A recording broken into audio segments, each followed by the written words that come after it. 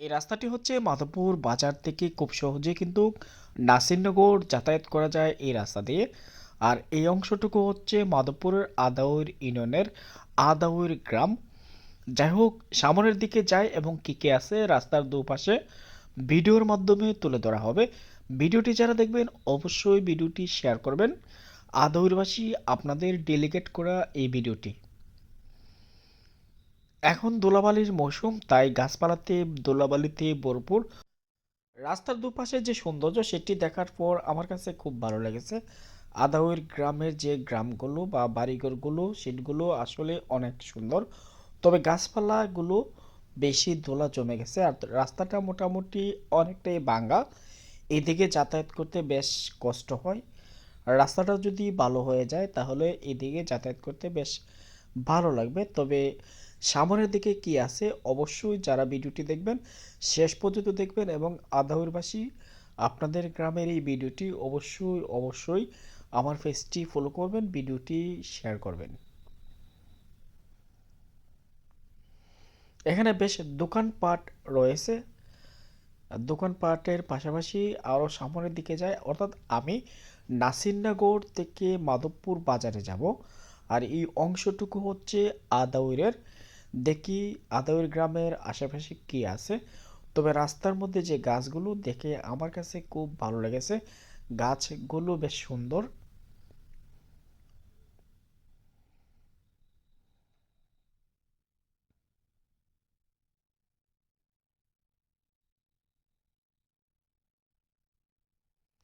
গ্রাম বাংলা ঘুরলে একটা বিষয় বেশি সুন্দর উপভোগ করা যায়, গ্রামের প্রকৃতি, ঘরবাড়ি, মানুষ এবং তাদের কালচারাল। এসব বিষয় আসলে আমি দারুণভাবে উপভোগ করি।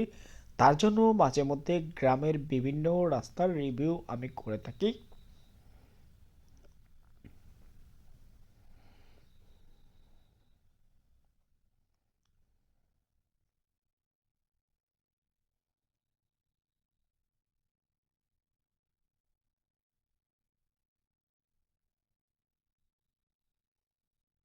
যখন কোথাও ঘুরতে যাবেন অবশ্যই সিএনজির সামনের সিটে বসবেন যদি গ্রাম অঞ্চলে ভ্রমণ করতে চান। এখন আদাহুরের আমি হাওরের মধ্যে চলে আসছি। সামনে সম্ভবত একটি ইটের ব্রিক্স রয়েছে, পাশাপাশি কাস্টি নদী। সরিষার ফুলগুলো দেখার পর আমার কাছে অসাম লেগেছে।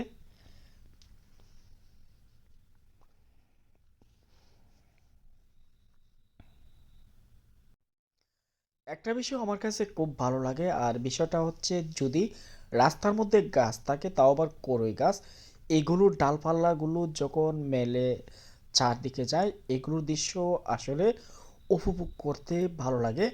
আর গ্রাম বাংলার যে সৌন্দর্য সেটি তো বলার বাহিরে। দেখতেই পারতেছেন গাছগুলোর যে ডালপালাগুলো মেলে আছে চারিদিকে। আর এদিকে রাস্তাতে প্রচুর ধুলাবালি। যারা এদিকে যাতায়াত করবেন অবশ্যই মুখে মাস্ক ব্যবহার করবেন।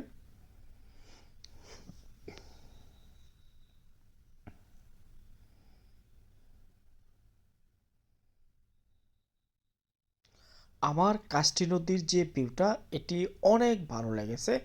তবে ধুলাবালির যে দৃশ্য সেটি দেখার পর বাইরে ভাই কি বলবো, এই রাস্তা দিয়ে যাওয়াই আমার ভুল হয়েছে। তবে যেহেতু গ্রাম বাংলা ঘুরতে হয় ধুলাবালির সাথেই কিন্তু আমার সম্পর্ক।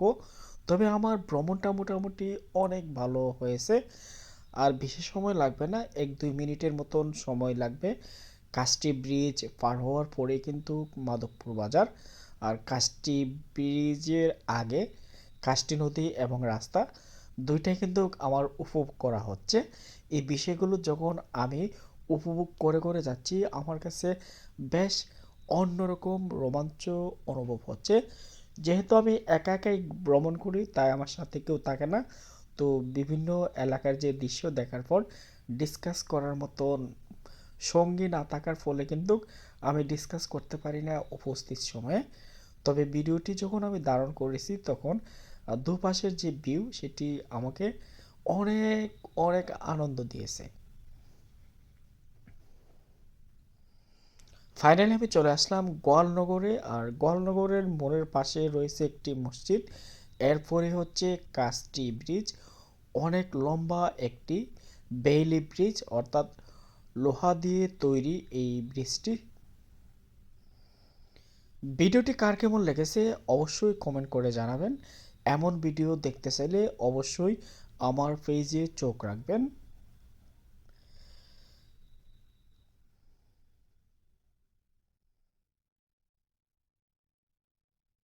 আর কিছুক্ষণের মধ্যেই আমি এখন মাধবপুর বাজারে প্রবেশ করব, অর্থাৎ নাসিরনগর থেকে আসার পথেই কিন্তু আমার আদাউর গ্রাম হয়ে মাধবপুর আসতে হয়। এটি হচ্ছে কাস্টি নদীর উপর কাস্টি ব্রিজ। সব কিছু মিলে আজকের ভ্রমণটা আমার কাছে অসাধারণ। অবশ্যই অবশ্যই গ্রাম বাংলার যে সৌন্দর্য সেটি আপনারা উপভোগ করবেন, বেশি বেশি ঘুরবেন, দেশের সৌন্দর্য উপভোগ করবেন। ভালো থাকবেন, সুস্থ থাকবেন। আল্লাহ হাফেজ।